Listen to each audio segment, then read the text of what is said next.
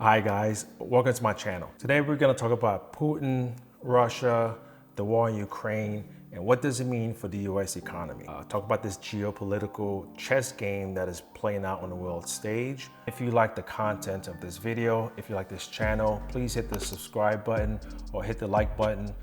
While the war in Ukraine rages on, another war is also taking place simultaneously.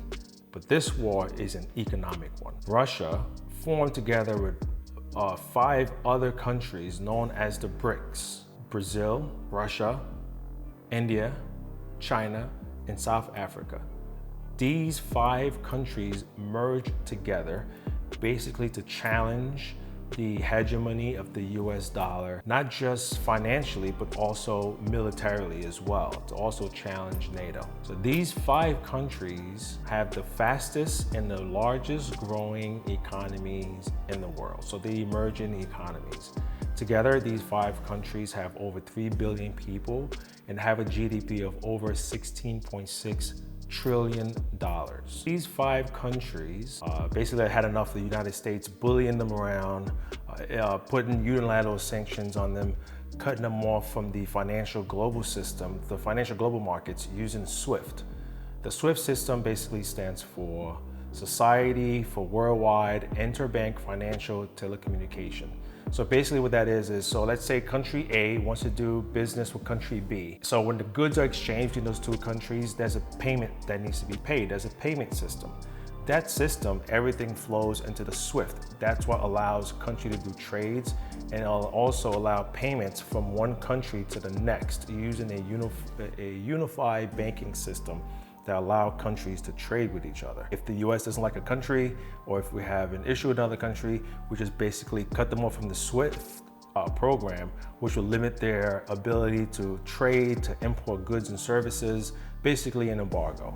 And other countries, and especially Asian countries, are getting tired of this, and there are basically a revolt, so to speak, against the US dollar. All right, so we're gonna take a look at this article from Bloomberg. Southeast Asia too is losing patience with King Dollar's clout. Southeast Asia, like much of the rest of the world, is losing patience with King Dollar. The weaponization of the world's reserve currency as to sanctions on those deemed bad actors, such as Russia for its war in Ukraine, has pushed even the typically diplomatic Southeast Asians to warn the US of the consequences, okay? So these countries are basically looking at what we're doing to other countries using sanctions. Say, for example, like say there's an earthquake right now in Syria, they're having a hard time importing goods and services to treat their people as far as medicine and so on and so forth. And other countries are looking at this based on the sanctions that we put in certain countries, are saying, well, you know what, we should probably not rely so much on the US dollar. Maybe we need to diversify and not necessarily be so exposed to the US dollar. In a conference in Singapore Tuesday, multiple former officials spoke about de-dollarization efforts underway and what economies in the region should be doing to mitigate the risks of a still strong dollar that's weakened local currencies and become a tool of economic statecraft. All right, so other Asian countries who are typically do not get involved in anything are starting to get nervous, and they're watching what's going on in the world, okay? And they basically want to form a unified, much like NATO or the EU, a unified economic system where they can trade with each other in local currencies to limit their exposure to the euro and to the US dollar. The US dollar is a hex on all of us, says George Yao, I hope I'm saying it right, a foreign minister of Singapore. If you weaponize the international financial system, alternatives will grow to replace it, and the US dollar will lose its advantage.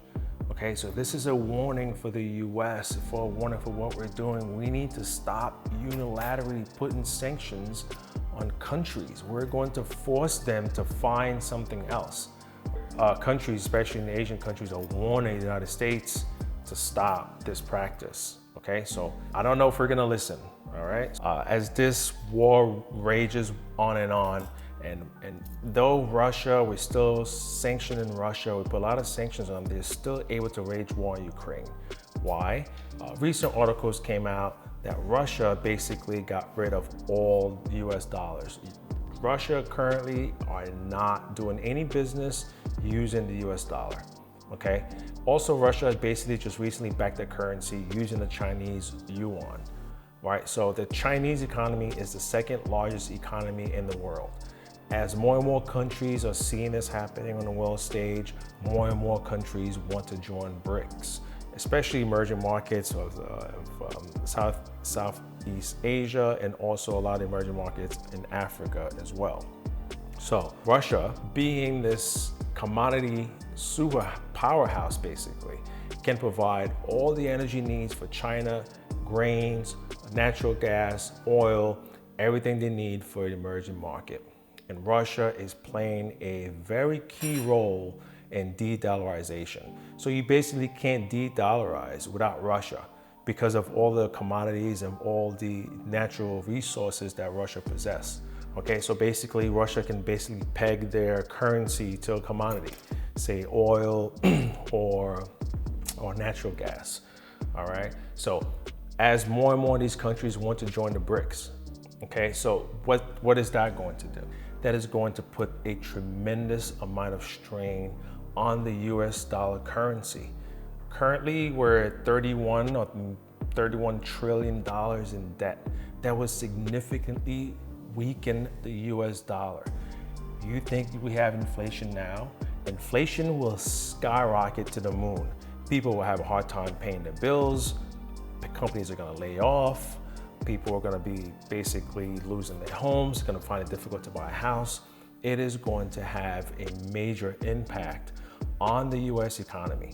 Also just not just the US economy, also our currency, and also limit our ability to basically wage war and basically, fight global conflict. So China and Russia and all these other countries, they're not necessarily looking to become the world reserve currency. They just want to limit their exposure to the US dollar, okay? And when that happens, and it's happening, more and more countries are leaving the US dollar. And investors who are looking to basically invest in emerging markets and emerging economies are going to start to see the US dollar as a risk of possible default. Okay, so that's what I think is going to happen. That is my opinion. That's what I see is happening. What do you think? Leave a comment, hit a thumbs up. Let me know what you think.